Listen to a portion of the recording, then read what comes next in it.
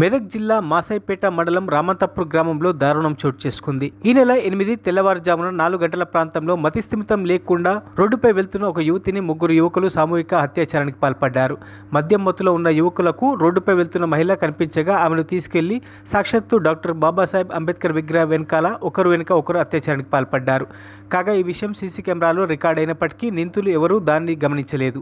కాగా గ్రామంలో 10వ తేదీన ఒక బర్రె తప్పిపోగా బాధితులు పోలీసులకు ఫిర్యాదు చేశారు. ఈ క్రమంలో పోలీసులు సీసీ కెమెరా తనిఖీలు చేస్తున్న క్రమంలో ఈ అత్యాచార ఘటన వెలుగులోకి వచ్చింది. కామారెడ్డి జిల్లా బాల్కొండకు చెందిన మతిస్థిమితం లేని సుమారు 30 సంవత్సరాల యువతిపై అత్యాచారం జరిగినట్లు గుర్తించిన పోలీసులు ముగ్గురు నిందితులను అదుపులోకి తీసుకుని విచారిస్తున్నారు. దళితురాలని మెదక్ భరోసా కేంద్రానికి తరలించారు. పూర్తి స్థాయిలో విచారణ చేస్తున్నట్లు రామాయపేట సీఐ వెంకటరాజగౌడ్ తెలిపారు.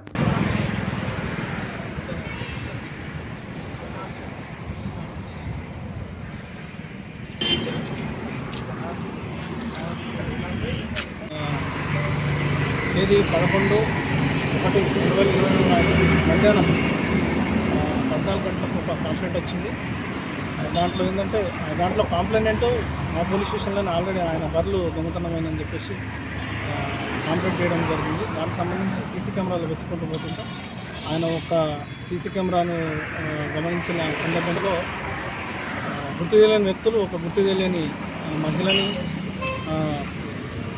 మానభంగం చేసినట్టుగా సీసీ ఫుటేజ్ ఉంది. ఆయన వచ్చి మాకు దాంతో ఆయనే కంప్లైంట్ చేయడం జరిగింది. కంప్లైంట్ ఇస్తే దాన్ని కేసు రిజిస్టర్ చేసి మేము ఎవరైతే ఆ విక్టిమ్ ఉందో ఆ విక్టిమ్ని ట్రేస్ అవుట్ చేయడం జరిగింది. అట్లనే ఆమె మానసిక వికలాంగురాలు వాళ్ళ పేరెంట్స్ని కూడా ట్రేస్ అవుట్ చేయడం జరిగింది. ఆమెకు చికిత్స నిమిత్తం హాస్పిటల్ తరలించారు.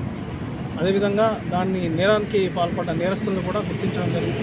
త్వరలోనే వాళ్ళు పట్టుకుంటాం. ఈ కేసుకు సంబంధించిన మిగతా ఇన్వెస్టిగేషన్ కూడా జరుగుతూ ఉంది.